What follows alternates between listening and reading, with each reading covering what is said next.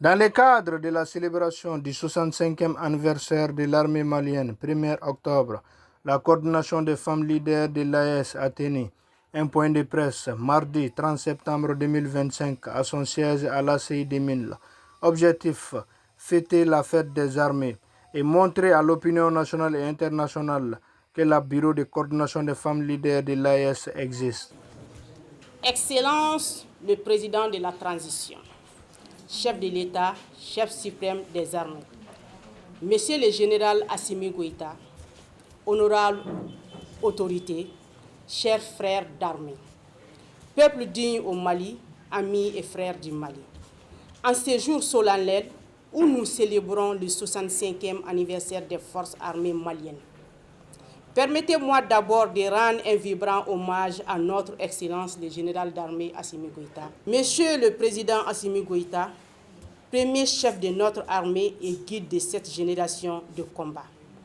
Votre engagement ferme pour l'indépendance totale et la souveraineté du Mali inspire chaque soldat, chaque citoyen, chaque fils et fille de cette terre sacrée.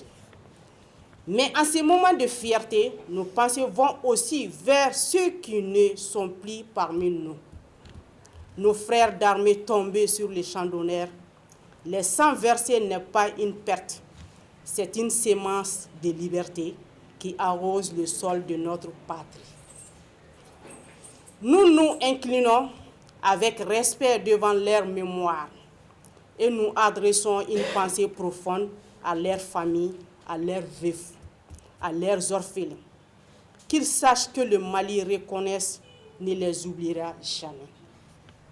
Aujourd'hui, nous célébrons le 65e année de l'armée malienne, de courage, de sacrifice et de fidélité à la patrie.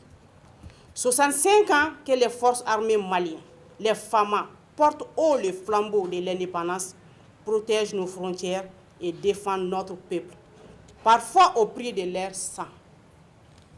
Mais ce jour n'est pas seulement un anniversaire, c'est un appel au réveil, un cri de la nation, pour que chacun de ces soldats se rappelle que nous ne sommes pas seulement des militaires, nous sommes les gardes du destin du Mali. Le monde a changé, les menaces sont nombreuses, terrorisme, manipulation extérieure, complot contre notre souveraineté, mais souvenez-nous, l'ennemi le plus dangereux n'est pas toujours celui qui en a face, mais celui qui veut nous faire croire que nous sommes faibles. Je vous le dis aujourd'hui et que chaque femme l'entende. Vous êtes les héritiers de Soundiata Keïta, de Samori Touré, de Modibo Keïta. Vous êtes les fils de guerriers qui ont refusé la soumission. Un soldat malien ne recule pas. Un soldat malien ne trahit pas. Un soldat malien se bat jusqu'au bout pour la patrie. Le Mali compte sur vous, nos villages comptent sur vous, nos mères, nos enfants, nos terres comptent sur vous. Et l'histoire retiendra que, dans l'épreuve, les femmes n'ont pas tremblé.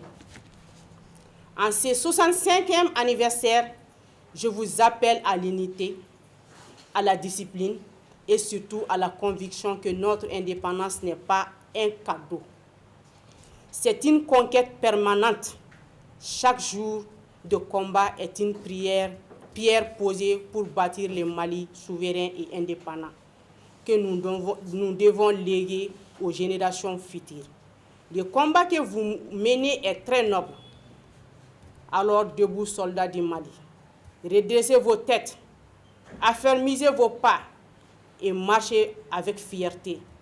Car tant qu'il restera un seul soldat malien debout, le Mali ne tombera jamais. Un soldat malien n'abandonne jamais. Un soldat malien ne trahit pas. Un soldat malien se bat jusqu'à la victoire. Vive les femmes, vive le Mali indépendant et invincible. Vive la coordination des femmes leaders de l'Alliance des États du Sahel. Vive l'AES. Je vous remercie. À l'occasion, la présidente de la coordination des femmes leaders de l'AES, Maram Binta Diallo, a décidé de discerner un tableau au directeur du service social des armées à la mémoire des vaillants soldats tombés au champ d'honneur